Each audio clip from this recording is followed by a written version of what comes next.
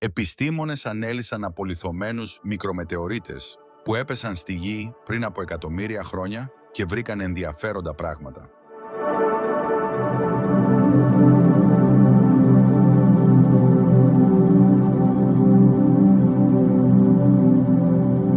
Οι μικρομετεωρίτες, σωματίδια με διάμετρο μικρότερη από 2 χιλιοστά, φτάνουν καθημερινά στον πλανήτη μας σε τεράστιες ποσότητες.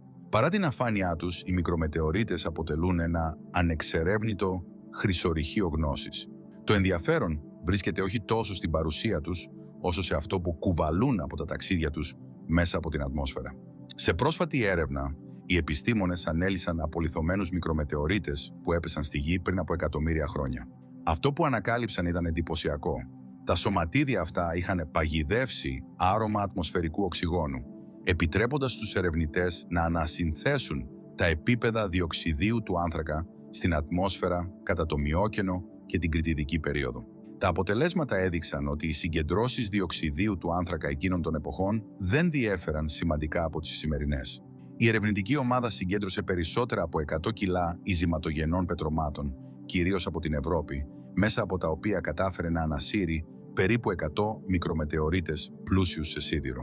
Αυτοί οι πλούσιοι σε μέταλλα μικρομετεωρίτες λειτουργούν σαν φυσικές χρονοκάψουλες. Καθώς καίγονται στην ατμόσφαιρα, όταν εισέρχονται, ενσωματώνουν οξυγόνο στο εσωτερικό τους, προσφέροντας ένα μοναδικό αποτύπωμα της σύνθεσης της ατμόσφαιρας της Γης τη στιγμή που έπεσαν. Οι επιστήμονες γνωρίζουν ότι οι αναλογίες ισοτόπων οξυγόνου σχετίζονται άμεσα με τη φωτοσύνθεση και με τα επίπεδα διοξιδίου του άνθρακα.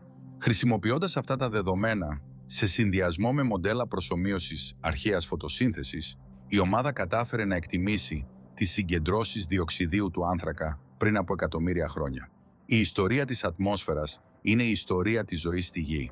Ωστόσο υπήρχε ένα πρόβλημα: η πιθανή μόλυνση των μικρομετεωριτών από νερό της Γης. Το επίγειο νερό έχει διαφορετική ισοτοπική υπογραφή και η διείσδυσή του μπορεί να αλλοιώσει τα δεδομένα. Για να διαπιστώσουν ποια δείγματα ήταν αμόλυντα, οι ερευνητές χρησιμοποίησαν το μαγκάνιο ως δείκτη. Επειδή οι εξωγήινοι βράχοι δεν περιέχουν σχεδόν καθόλου μαγκάνιο, η παρουσία του σήμαινε επίγεια επιμόλυνση.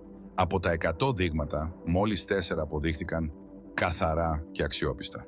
Τα δεδομένα από τους αμόλυντους μικρομετεωρίτες έδειξαν ότι κατά το Μειόκενο και την ύστερη Κρητιδική περίοδο, τα επίπεδα διοξιδίου του άνθρακα κυμαίνονταν μεταξύ 250 έως 300 ppm. Οι τιμές αυτές είναι ελαφρώς χαμηλότερες από τα σημερινά επίπεδα, τα οποία αγγίζουν τα 420 ppm. Αν και οι μετρήσεις συνοδεύονται από σημαντικά περιθώρια αβεβαιότητας, προσφέρουν μια σπάνια ματιά στο παρελθόν της ατμόσφαιρας.